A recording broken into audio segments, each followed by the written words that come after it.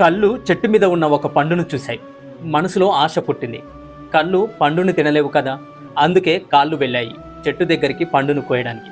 కాళ్ళు పండును కోయలేవు, చేతులు పండును కోసాయి. చేతులు పండును తినలేవు కాబట్టి నోరు తినేసింది. మరి ఆ పండు కడుపులోకి వెళ్ళింది. ఇప్పుడు చూడండి, ఎవరు చూశారో వాళ్ళు వెళ్ళలేదు, ఎవరు వెళ్ళారో వాళ్ళు తెంపలేదు, ఎవరు తెంపారో వాళ్ళు ఆ పండును తినలేదు, ఎవరు తిన్నారో వాళ్ళు ఉంచుకోలేదు, ఎందుకంటే అది కడుపులోకి వెళ్ళింది. మరి ఇప్పుడు ఎప్పుడైతే తోటమాలి చూశాడో అప్పుడు దెబ్బలు మాత్రం వీపు మీద పడ్డాయి. పాపం వీపు చేసిన తప్పేంటి? వీపు తప్పేమీ లేదు. కానీ ఎప్పుడైతే దెబ్బలు వీపు మీద పడ్డాయో అప్పుడు కళ్ళ నుండి కన్నీళ్ళు వచ్చాయి.